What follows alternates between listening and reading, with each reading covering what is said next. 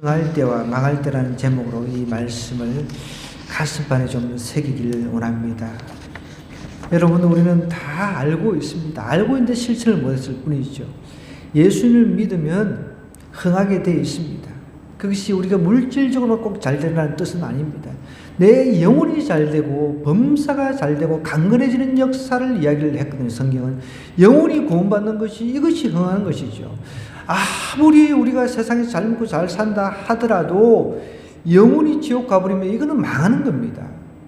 이것을 우리는 결론적으로 잘 알고 있습니다. 자, 우리 주일학교 학생들 잘 들으세요. 들어서 속닥속닥 하지 마시고, 속닥속닥 할 게 아니에요. 여기서는 사사 뜻이 무엇입니까? 사사는 16이 아니에요. 사사 잘 들으세요. 사사라고 하는 것은 서성사자입니다. 한문으로 서성사자, 그 다음에 또 선비사자.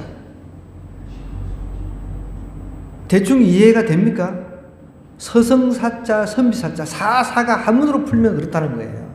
서성이요, 선비요. 그러니까 한마디로 심판자라는 뜻입니다. 한문으로 풀어서 이야기를 하면.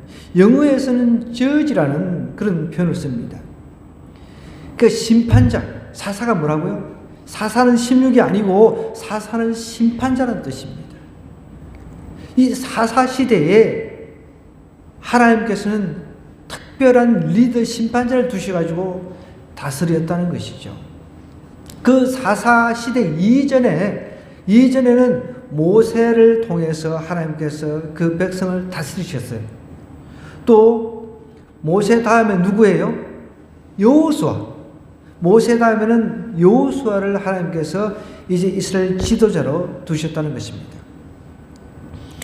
그런데 이제 여호수아 다음에는 하나님께서 특별한 사람을 지명을 하지 않았어요. 왜 그런지 이제 그거는 오늘 보면은 이제 답이 나와요. 22절에 보니까 이는 이스라엘이 그들의 조상들이 지킨 같이 나 여호와의 도를 지켜 행하나 아니하나 그들을 어떻게 하기 위해서요? 시험하려 함이라 그랬습니다. 여러분, 사사시대는 그냥 자기들의 소견대로 내 생각이 옳다, 어떤 진리라고 하는 하나님의 말씀이라고 하는 기준이 없어요. 내 생각대로 옳다 하면은 그냥 이게 막 뒤죽박죽 되는 거예요. 어제 우리가 윷놀이를 했잖아요. 이 윷놀이 재미있잖아요. 근데 초기에 보니까 이게 재미를 떠나가지고 서로 막 티격태격 그래. 그것도 참 재미있는 관전 포인트죠. 티격태격 그리고. 사사시대가 그랬다는 겁니다. 네가 올리, 내가 올리. 그러니까 심판자가 없는 거예요. 리더가 있어가지고 우리 이렇게 합시다, 저렇게 합시다. 그럼 리더를 딱 따라가지고 하는데 다 리더야. 나도 리더고 니도 리더고 다 리더야. 그러니까 티격태격 이렇게 되는 거예요. 사사시대가 그랬다는 것이죠. 특별히 이 여호수아가 죽고 난 뒤에 하나님께서 후계자를 임명을 안 하다 보니까 리더가 없는 거죠. 그 힘이 이제 제일 세고 싸움 잘하는 사람이 이제 리더가 되는 거죠. 하나님은 그래도 그런 리더를 통해서 이스라엘을 구원을 해 주셨어요. 근데 문제는 이렇게 리더를 통해서 하나님께서 구원을 해 주시면 또 이 사람들이 하나님을 배신을 하고 떠나가지고 또 죄를 짓고, 죄를 지면 어떻게 해요? 하나님께 가만두지 않으십니다. 반드시 그걸 알아야 돼요. 하나님의 백성들은 징계를 당하게 되어 있어요. 만약에 하나님의 백성이 아니라면 하나님은 그냥 내버려 두는 거예요. 내버려 두는 것만큼 더 무서운 게 없어요.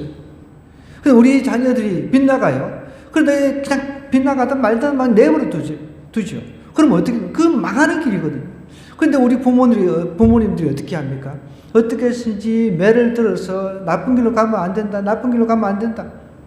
그럼 매를 드는 거죠. 왜? 징계를 통해서라도 돌아오게 하기 위해서 그런 거죠. 그런데 이스라엘은 또 징계를 받지요. 그러면 또 하나님 앞에 하나님 좀 도와주세요. 살려주세요. 또 이렇게 외치는 거예요.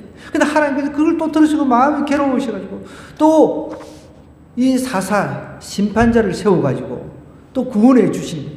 또 이제 조금 지나고 나면은 또 어떻게 도루묵이라는 거예요. 옛날로 돌아가는 거예요. 계속해서 이 사이클이 반복이 되고 있는 게 사사기라는 거예요. 하나님 앞에 죄 짓고 하나님께서 징계하면 또 울부짖고 하나님께서 또 도와주시고 구원해 주시고 이 사이클이 계속 반복이 되는 거예요. 이게 사사기의 내용인 것입니다.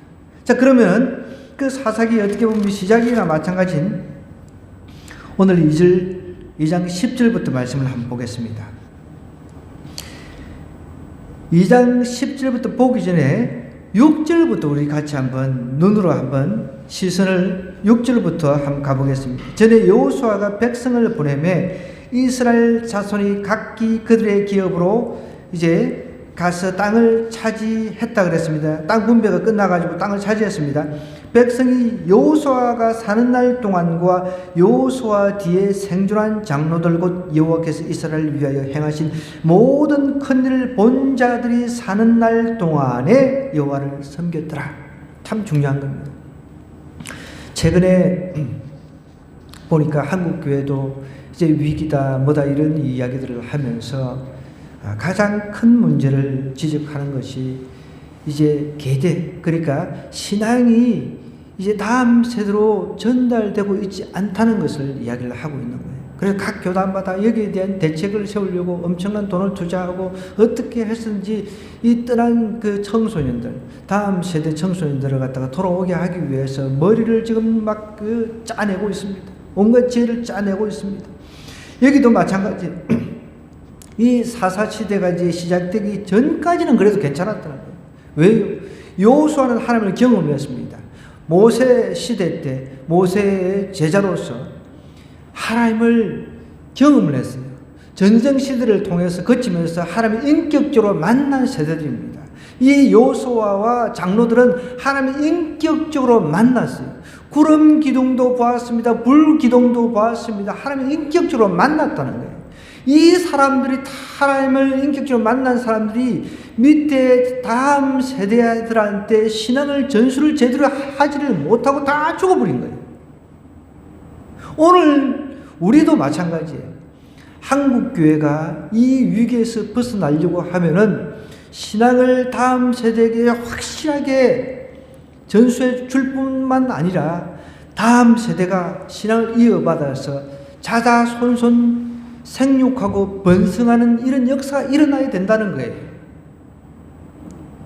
최근에 그 크리스찬 그 결혼 이제 중매 어떻게 보면 하시는 그 장로님의 간증을 제가 잠시 읽었는데 그 장로님이 하신 이야기가 그냥 뭐 돈을 그렇게 쏟아붓는다고 되는 게 아니라 어떻게 사람들끼리 만나게 해서 청년들끼리 만나게 해서 결혼을 시켜야 된다는 거예요. 그게 중요하지 뭐 돈을 쏟아붓는다고 해서 그렇게 된다는 게 아니라는 거죠. 무조건 만나게 해서 결혼을 시켜야 된다는 거죠. 그래서 신앙을 보고 그 다음에 성품을 보고 그분은 이제 거꾸로 이야기를 하셨어요. 사실은 성품이 제일 1번이라는 거예요. 성품이 그 다음에 신앙이라고 하는 거예요. 성품이 그만큼 중요하다는 것이죠.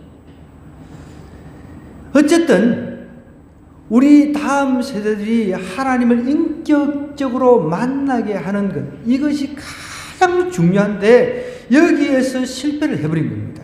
자, 여기서 큰 일을 본 자들이 사는 날 동안에는 하나님을 잘 섬겼다 그랬죠. 8절에 보니까 이제 여호수아가 죽었습니다. 110세 9절에 보니까 무리가 그의 기업에 이제 장사를 지냈습니다. 10절로 이제 내려갑니다. 오늘부터 이제 읽을 이제 이 10절. 그 세대의 사람도 다 조상들에게 돌아갔다는 거예요. 자, 중요한 그 교훈입니다. 첫 번째요. 사람은 다 죽지만 끝이 아니라 그 조상이 간 길을 갔다는 것입니다. 그 조상들이 간 길을 갔다는 거예요. 여러분 그 조상들이 하나님을 믿고 천국을 갔다고 한다면 우리도 하나님을 믿으면 천국이라고 하는 우리 조상이 간 길을 갈 수가 있지만 그렇지 않는 경우 조상들이 하나님을 믿지 않고 어떤 길을 갔다. 그러면 그들도 동일하게 안 믿고 똑같이 가는 길을 간다. 그러면 지옥으로 가는 것이죠. 그것을 우리가 반드시 가슴발에 새겨야 됩니다. 우리 청소년들 정신 바짝 차려야 돼요. 우리 학생들. 세상이 그렇게 좋아 보여도 별것 아닙니다. 여러분, 저도 오늘 아침에 저희 친구가 달맞이 사진을 딱 찍어서 카톡으로 보내줬어요. 여러분, 그 앞에서 사람들이 막 소원을 빌고 하는 그 내용 찍어서 보내주었는데, 여러분, 달이라고 하는 것은 다 하나님의 피조물이에요. 달이, 제가 볼 때는 그래, 달이 창피스러울 거예요. 달이 하나님 앞에 얼마나 창피스럽겠습니까? 또 해가 얼마나 창피스럽겠습니까? 달 보고 빌고 이제 해가 떴으니까 해 보고 소원을 1년 동안 우리 가정 잘 되게 해달라고, 대박나게 사업 성공하게 해달라고, 자녀 잘 되게 해달라고, 그렇게 막 해가 떠오르는 모습을 보면서 막 소원을 빌잖아요. 달이, 해가 그런 것들을 보면서 얼마나 부끄럽겠습니까? 이거는 아닌데 저 사람들이 이게 대상이 잘못됐단 말이에요. 하나님을 향해서 마음의 소원을 빌어야 되는데, 해 떠오르는데 해를 보고 떠오르는데 해를 보고 빌고 있다는 거예요. 오늘 그 내용이 사실 이 내용이란 말이에요. 이스라엘 백성들이 이제 사사시대에 접어 들어가가지고 11절에 뭐라고 이야기를 하고 있냐면, 이스라엘 자손이 여호와의 목전에 악을 행하면서 바알들을 섬겼다 그랬습니다. 바알신은 남성신입니다. 예전에 제가 한번 이 인터넷 통해서 이 바알신 아스타롯 한번 비춰줬어요. 그죠? 이 바알신은 남성신이에요. 하나님 목전에서 악을 행하여서 바알들을 섬긴다. 이제 더 자세한 내용이 이제 12절부터 나옵니다. 잘 보세요. 애굽 땅에서 그들을 인도해 내신 그들의 조상들의 하나님 여호와를 버리고 다른 신들 곧 그들의 주위에 있는 백성의 신들을 따라 그들에게 절하여 여호와를 진노하게 하였으되, 또 13절에 그들이 여호와를 버리고 바알과 아스다롯을 섬겼다 그랬습니다. 아스다롯은 정가하고 번식하는 그 번식의 신입니다. 자, 여러분, 여기서 배경을 좀 우리가 이해를 해야 돼요. 자, 그 전까지만 해도 사실은 모세 시대, 여호수아 이제 정복 시대 전까지만 해도 유목민족의 삶을 살았잖아요. 이스라엘은. 유목이라고 하는 것은 양을 칠 때 풀이 많은 초원지대를 이제 찾아다닙니다. 이쪽에서 풀을 다 뜯어 먹었어요. 그러면 어떻게 해요? 다른 이제 풀이 있는 쪽으로 이제 이동을 해야 되잖아요. 그러면 빨리빨리 이제 텐트 걷어가지고 이동하고 이런 삶을 살았습니다. 어떻게 보면은 목초지를 찾아다니다 보니까 빨리빨리 이제 이동을 하는 그런 생활에 익숙해져 있다가 이제 가나안 정복 전쟁을 마치고 땅을 분배받아가지고 이제 정착 시대가 된 거예요. 정착 시대가 되니까 어때요? 새로운 지금 도시에 들어가서 이미 그 땅에 이제 가나안 족속들이 있었습니다. 다 쫓아내지는 못했기 때문에. 근데 그 사람들이 정착해가지고 농사도 짓고 집도 짓고 안정된 생활을 하는 것을 보니까 굉장히 부러운 거예요. 그 나라 이제 풍습들도 보니까 바알을 섬기고 아스타롯을 섬기면서 그 사람들이 이렇게 농사가 잘 되고 막 이런 모습을 보니까 이제 하나님을 믿던 유목민족이 정착해서 우리도 정착해서 저 사람 풍습을 따라서 이제 해보자, 이런 마음들이 생겨가지고 이제 혼합 종교가 생겨버린 거죠. 그런 배경을 우리가 좀 이해를 해야 돼요. 유목민 생활을 하다가 정착 이제 돼가지고 풍요를 이제 누려서 보니까 저 사람들의 그 풍습들을 그냥 알게 모르게 쫓아가는 거예요. 이게 무섭다는 거예요. 오늘 우리 청소년들도 마찬가지입니다. 어른들도 마찬가지예요. 교회를 잘 다니다가 그냥 우리도 그냥 이번에 해맞이 한번 가자. 그러면 교회 가야 되는데 한번 빠진다고 그런 마음에 그냥 싹 그 휩쓸려서 가가지고 해보고 또 달 떠오르면 달 보고 절하고 기도하고 거기다가 기도하는 사람들도 있습니다. 실질적으로. 유목민 생활에서 이제 정착 생활을 하면서 풍요를 경험하다 보니까 저들이 믿는 그 신들 때문에 이렇게 풍요로움이 오는가 보다 해가지고 한순간에 종교다원주의자가 되어버리는 거예요. 오늘 그것을 정확하게 이 사사기에서 보여주고 있는 거예요. 여호와를 버려버리는 거예요. 애굽 땅에서 그들을 인도해 내신 하나님께서 애굽에 종살이 했던 것을 너무 안타깝게 생각해가지고 인도해 주셨는데, 불과 구름 기둥을 통해서 인도해 주셨는데, 그들의 조상들의 그 하나님 여호와를 어떻게 헌신짝처럼 그냥 버려버렸다는 거예요. 다른 신들, 곧 그들의 주위에 있는 백성들의 신들, 그 가난한 백성들이 섬기는 그 신들, 그들의 풍습을 막 그냥 쫓아가 버리는 거예요. 그들에게 오히려 절하고, 그러니까 이제 새로운 민족이 들어와서 당신들 이렇게 한번 해봐라 막 이러니까 그 순간에 그냥 정신줄을 놓아버린 거죠. 곧 그들이 여호와를 버리고 바알과 아스타롯을 섬겼다 그랬습니다. 여러분, 여기서 바알과 아스타롯 다시 한번 제가 설명드릴게요. 이때 얼마나 더럽고 추한 그런 행위들을 했냐면, 역사가들이 기록을 하고 있는데 이 신전이 있잖아요. 신전, 이 바알이라든지 아스타롯을 섬기는 신전에서 원래 이 바알은 그 폭풍을 주관하는 그런 폭풍과 대지의 신입니다. 번개를 주관하는 번개를 몰고 다니는 그런 신이었습니다. 그러니까 아주 주인되는 그런 신의 개념으로 볼 수가 있습니다. 바람과 비를 주관하니까. 그 다음에 이 아스타롯은 이 풍요를 주관을 했습니다. 그러면 이 비라든지 이 땅 이런 것들이 결국은 좋은 옥토 이런 것들이 합쳐가지고 풍요를 주잖아요.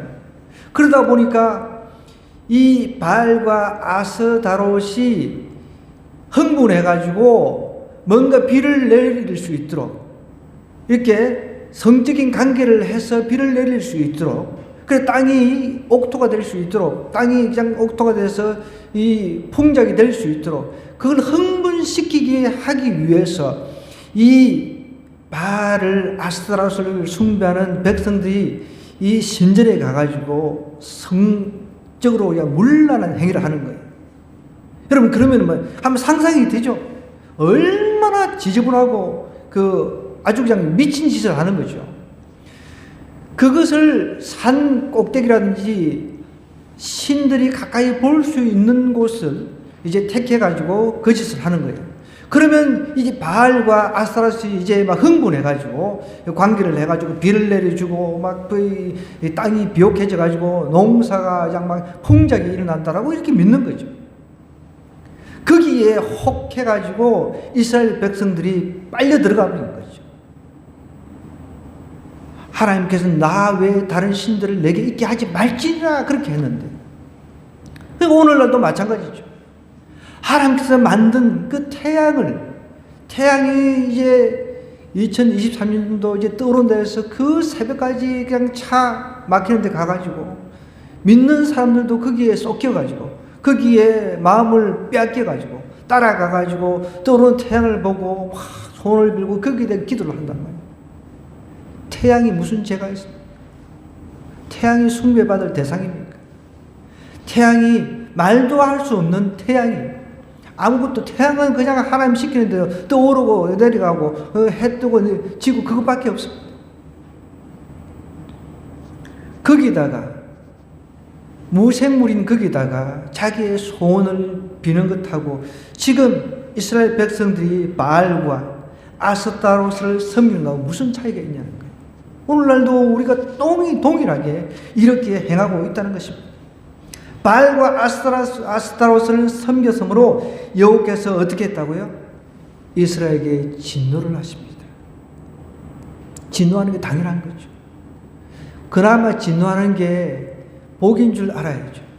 여러분, 우리는 어떤 작은 문제가 생기면 나한테 어떤 것이 문제가 생길 때 하나님의 그 음성으로 들을 줄 알아야 돼요. 하나님은 자기의 자녀를 갖다가 징계하시는 분이십니다.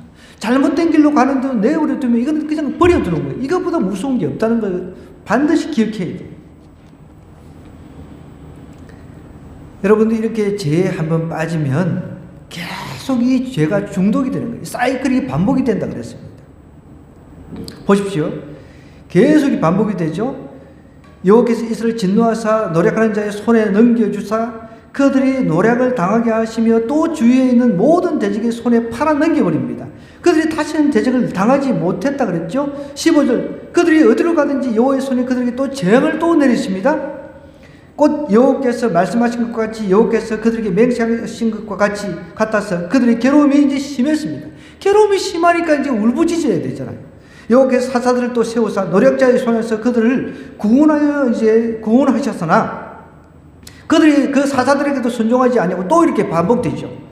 이게 사이클이 반복되죠. 오히려 다른 신들을 따라가 음행하며 그들에게 절하고 여호와의 명령을 순종하던 그들의 조상들이 행하던 길에서 속히 치우쳐 떠나서 그와 같이 행하지 아니하였다. 죄를 짓는 것이 여러분 너무너무 괴롭고 고통스럽다고 하면 안 짓는단 말이에요. 신전에 가가지고 신전 창기들하고 그 짓을 하고 그러니까 이게 막 이 쾌락이 그 사람들을 마비시켜버리는 거죠. 18절을 볼까요? 여호와께서 그들을 위하여 또 사사, 저지, 심판자를 세워주셨습니다. 세우실 때는 그 사사와 함께 하셨다 그랬습니다. 그 사사가 사는 날 동안에는 여호와께서 그들을 대적의 손에서 구원하셨으니 이는 그들이 대적에게 압박과 괴롭게 함을 받아 슬피 부르짖음으로 여호와께서 뜻을 돌이키어 서슴이거늘 그 사사가 죽은 후에는 그들이 또 돌이켜 그들의 조상들보다 더욱 타락하여 다른 신들을 따라 섬기며 그들에게 절하고 그들의 행위와 패역한 길을 그치지 아니하였으므로 여호와께서 이스라엘에게 진노하여 이르시되 이 백성이 내가 그들의 조상들에게 명령한 언약을 어기고 나의 목소리를 순종하지 아니하였은즉 나도 여호수아가 죽을 때 남겨둔 이방 민족들을 다시는 그들 앞에 하나도 쫓아내지 아니하리니 그랬습니다. 여러분 이런 사사기를 읽으면서 우리 다시 한번 마음속에 분명히 고백해야 돼요. 하나님, 나는 하나님 떠나지 않겠습니다. 하나님 떠나면 망합니다. 자, 우리 옆 사람한테 이렇게 이야기합시다. 우리 자녀들, 특별히 다음 세대 자녀들, 하나님 떠나면 망합니다. 하나님 떠나면 망합니다. 이걸 알아야 돼. 그런데 하나님 떠나고 싶어 다. 지금 하나님을 떠나고 싶고 억지로 그냥 부모님들 때문에 억지로 나오는 것, 교회 나오는 것 잘 알고 있습니다.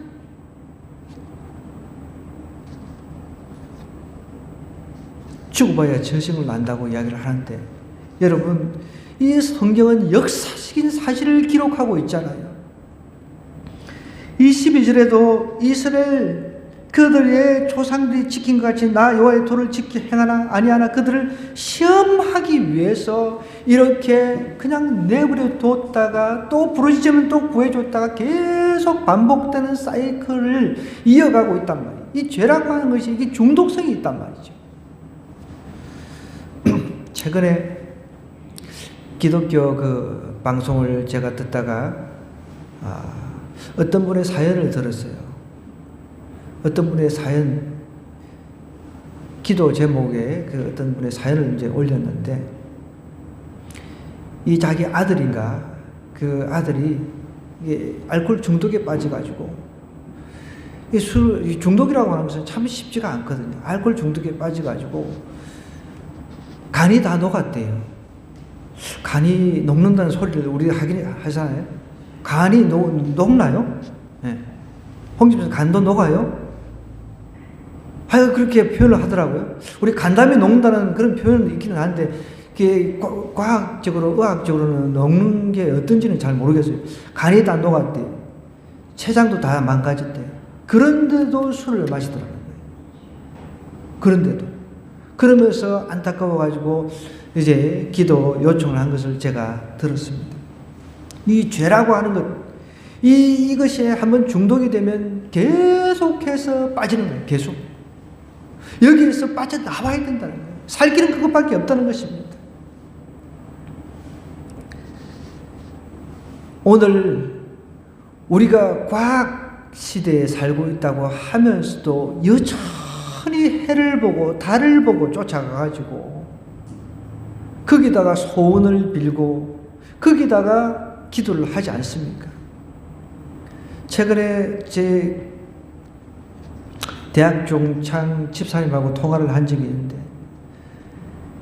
지금 직장이 기독교 학교에서 이제 주임인가 이렇게 일을 하고 있는데 기독교 학교에 배재 고등학교라고 하는 선교사가 와서 세운 학교입니다.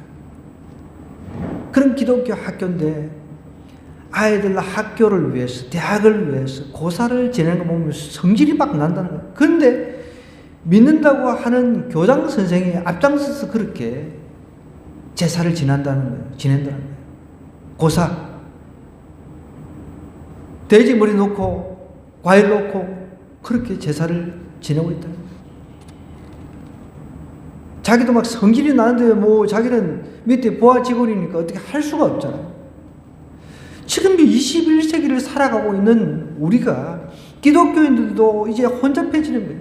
저도 기독교 대학들을 이렇게 쭉 다니면서 느끼는 게 정말 우리 선교사님들이 돌아가신 그 선교사님들 예수님 믿고 저렇게 그 믿음의 학교를 세운 선교사님들이 얼마나 통곡할까 저 천국에서 그런 생각들을 해봅니다. 가면은 캠퍼스가 이 술판이 다 벌어져 있어요.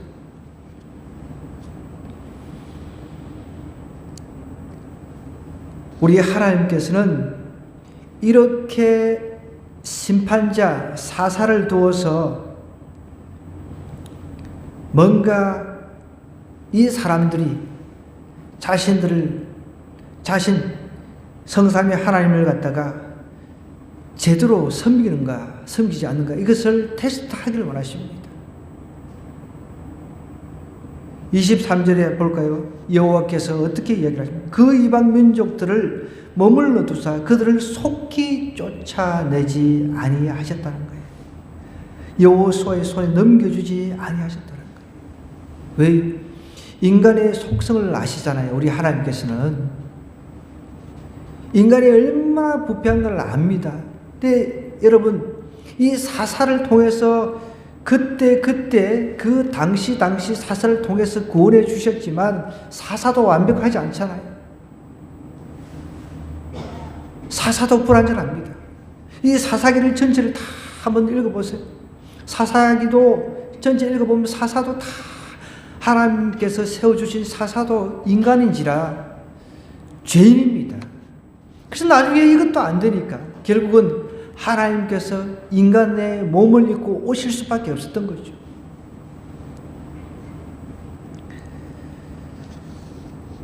뉴 런던이라고 하는 미국에 실질적으로 있었던 이야기인데 한번 잘 들어보세요. 1928년도 한참 거의 100년 가까이 된 그런 시점으로 돌아갑니다.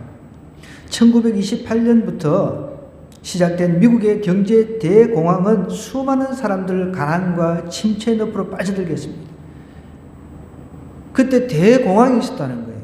지금 미국이 지금 호황을 누리고 있지만 지금도 이제 뭐 조금씩 이제 어렵다 이야기를 하는데 대공황 시절이 있었습니다. 미국의 역사를 보면. 그러나 이제 1937년 10년 정도 지났을 때 3월 18일 텍사스 주에 그 뉴 런던이라는 곳에서 석유가 발견이 됩니다. 하루아침에 이제 그 심각한 경기 침체의 늪에서 벗어날 수가 있었죠. 그러니까 석유가 펑펑 나니까 이제 한순간에 이제 호황의 그런 그 분위기로 바뀌어버린 거죠. 최근에 보니까 뭐 호날두인지 저날두인지 그 친구가 사우디아라비아에 2,700억인가 이렇게 팔렸대요. 2,700억. 참 2,700억 그죠? 우린 100억도 못 만져보는데 이렇게 석유가 나가지고 한순간에 이제 경기 침체 늪에서 벗어날 수가 있었습니다. 침울했던 거리는 새 자동차로 물결쳤습니다. 백화점과 은행의 창고에는 쇼핑하는 사람과 돈을 저축하려는 사람들로 붐볐다고 합니다. 그렇게 되자 그동안 하나님을 의지하고 신앙생활을 충실히 하던 사람들이 하나님을 망각하고 물질과 세상의 쾌락만을 쫓기 시작을 했습니다. 주님의 날인 주일, 또 3일 우리 수요 기도회, 수요 저녁 예배, 교회는 점점점 텅텅 비기 시작했습니다. 가정에서도 더 이상 기도 소리가 들리지 않았습니다. 어느 목요일 뉴 런던, 미국 안에 있는 뉴 런던이라고 하는 곳에 사람들이 모두 사업에 분주하고 집을 비우고 아이들은 이제 석유 수입으로 인해서 새로 지어진 학교에서 무엇인가 열심히 공부하고 있을 때였습니다. 갑자기 요란한 폭음과 함께 학교의 건물이 날아가고 무려 294명의 어린이들이 일시에 목숨을 잃었습니다. 이게 역사적인 사실이라는 거예요. 몇 명이라고요? 294명이 죽었어요. 우리 이태원 사고로 100명이 넘게 죽었잖아요. 우리 청년들, 청소년들 다 포함해가지고 어른들까지요. 엄청나게 큰 사고였습니다. 그때 당시 밝혀진 원인에 의하면 그 학교의 지하실에서 누출된 가스에 불이 옮겨 붙어서 폭파됐다는 것입니다. 이 사고로 뉴 런던의 거의 모든 가정에서 아이를 잃은 그 슬픔을 위해서 곡성이 들린 거예요. 얼마나 괴롭겠습니까? 우리가 아이들하고 그 물질하고 바꿀 수가 있겠습니까? 그냥 온 집안이 그냥 막 초상집이 된 거예요. 교회에서는 죄를 회개하는 참여자들로 가득 메워져서 눈물의 바다를 이뤘다고 그럽니다. 고난 가운데서 붙들어 주시고 함께 해주신 주님이 복을 주셨건만 그것을 망각하고 오히려 하나님을 떠나 세상과 붙하여 타락의 길로 달려가더니만 결국 이런 엄청난 결과를 초래했다는 거예요. 여러분들 하나님을 떠나면 망합니다. 이걸 우리가 반드시 기억해야 돼요. 하나님을 쫓아가면 반드시 행한다는 거예요. 하나님께서 필요를 다 채워주십니다. 에베네셀의 하나님, 그것을 기억하셔야 된다는 거예요. 오늘 이 사사기 말씀 정리하도록 하겠습니다. 오늘 이 사사기 말씀을 통해서 우리가 받아야 될 교훈이 있다는 거예요. 그 첫 번째 교훈입니다. 인간이 사악하다는 거예요. 이 사이클 돌아간다고 그러죠. 죄짓고 또 고통스러우니까 회개하고 하나님 구원해 주시고 또 조금 괜찮으면 또 죄짓고 이 사악함을 기억해. 하나님, 나는 너무 사악합니다. 하나님 없이는 나는 살 수 없어요. 이런 고백으로 하나님을 이 한 해 동안 붙들어야 돼요. 또 하나님은 그의 도를, 그의 말씀을 잘 지키 행하는지 아니하시는지를 시험하신다 그랬습니다. 왜요? 우리의 그 약한 속성을 잘 아시기 때문에. 아브라함도 하나님께서 불러서 시험하셨잖아요. 한참 이렇게 이제 이 이삭 100세에 난 아들 예쁘고 그럴 때, 눈에 넣어도 안 아프고 그럴 때 흠뻑 빠져 있었단 말이에요. 이제 물질이고도 풍요해졌고 아들 보니까 흐뭇하거든요. 다 내 모든 재산을 갖다가 이제 이 아들한테 다 이제 물려줄 것이다. 흐뭇한 생각을 가지고 기쁨으로 하루하루 생활하는 그때에 그 아들을 갖다가 번제로 드리라 그러잖아요. 하나님께서 이렇게 테스트를 하신다는 거예요. 정말 다른 거에 빼앗기지 않고 하나님을 우리가 사랑하는지 그것을 테스트 하시기를 원하신다는 거예요. 또 하나는요, 오늘 여기 보면 부르짖으니까 어떻게 또 구원해 주시잖아요. 그게 하나님의 사랑입니다. 여러분, 우리가 넘어졌다 해도 하나님 앞에 돌아오면 돼요. 하나님 앞에 부르짖으면 하나님 들어주신다는 거죠. 고통 중에 부르짖으면 하나님은 우리를 건져주신 하나님이시라는 거죠. 마지막으로 이 하나는요, 이 사사도 그때 당시는 구원자였지만 이 구원자는 불완전한 구원자였습니다. 그래서 완전한 구원자이신 예수님을 이 땅으로 사람으로 보내주신 겁니다. 그래서 우리는 그 예수님을 붙들고 올 한 해도 살아가야 되는 거예요. 저거 이상한 것, 태양 붙들고 달 붙들고 그거 해봐야 아무 소용이 없습니다. 그런데 세상 풍습, 그 세상 그런 것들 여러분 풍습 쫓아가봐야 우리한테 남는 것 하나도 없다. 결국은 그것이 우리를 망하게 하는 지름길이라는 사실을 기억해야 됩니다. 우리 학생들도 마찬가지. 대학을 들어가고 정인이 되고 이제 밖에 나가서 세상 문화가 너무 좋아 보여. 유혹하고 이렇게 해도 그것을 단호하게 끊을 수가 있어야 된다는 거예요. 하나님은 역사의 주관자이심을 반드시 기억하셔야 돼요. 소수인 신실한 사람들을 통해서 이 역사를 이끌어가고 계신다는 사실을 기억하셔야 돼요. 다시 한번 제가 여러분의 도전 드립니다. 하나님을 떠나면 망합니다. 하나님을 가까이 하면 흥합니다. 오늘 그 메시지 가슴판에 새기고 하늘을 출발하기를 주님 이름으로 간절히 부탁드립니다.